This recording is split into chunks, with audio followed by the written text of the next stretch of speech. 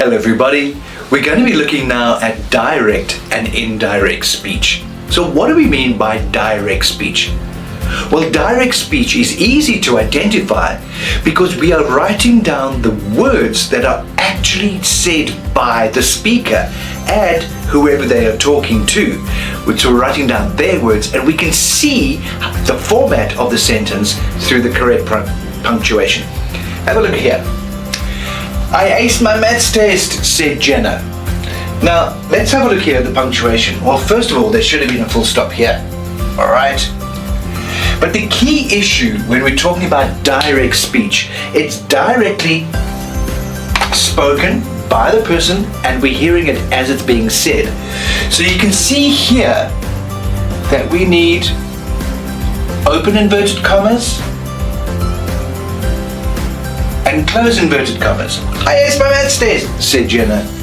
You're lucky, replied Tabiso. Alright, so as Tabiso speaks, we open with inverted commas. Now, we've done a bit of a split here. Even though we now have the direction or the instruction in the middle, you're lucky, replied Tabiso. I think I'm too thick to understand maths, which we know is true. No, it's not. Well, I don't know. Anyway, what he said was, you're lucky. I think I'm too thick to understand maths. But we put the reply to Tabiso in the middle.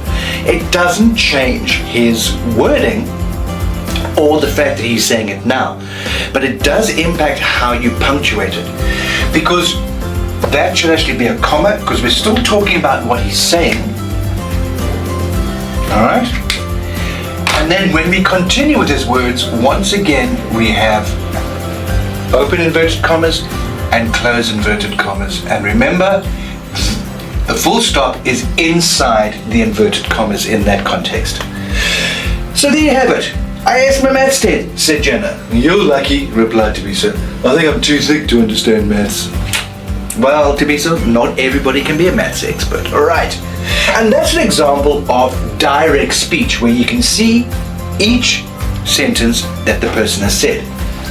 So how do we do indirect speech? Well, indirect speech is also known as reported speech because we are now going to tell somebody else what they said.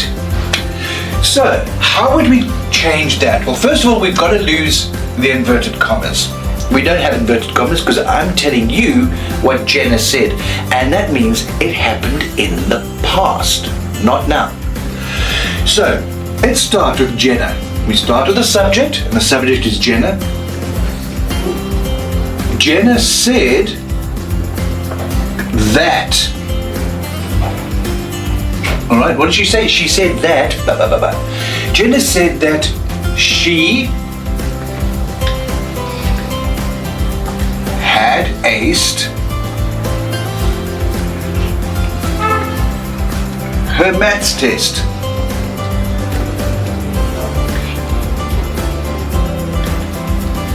All right. Now, do you see what we've done here? Have a look at this. We're talking about this in the past tense. Remember, it's the past tense because it's something that's already happened. We look at, instead of, we got said, which we know is past tense, said that, all right, which indicates this is what she did.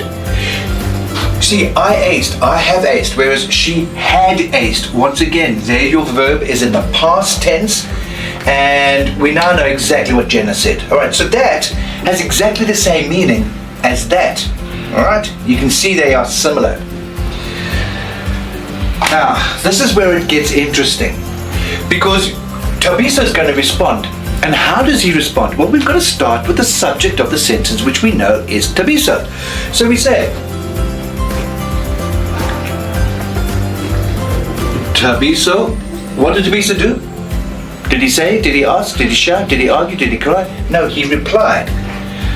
Tabiso replied. What comes next? What did he reply? He replied that. He replied that she was lucky, because remember, your is an abbreviation of you are. Past tense of are is were. Tabiso replied that she was lucky.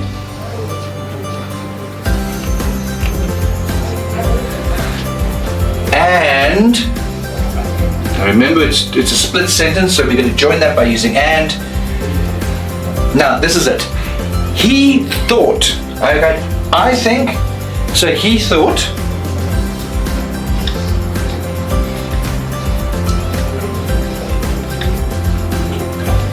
that he was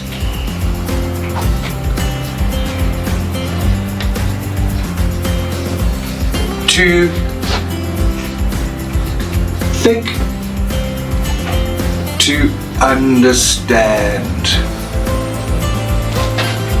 maths.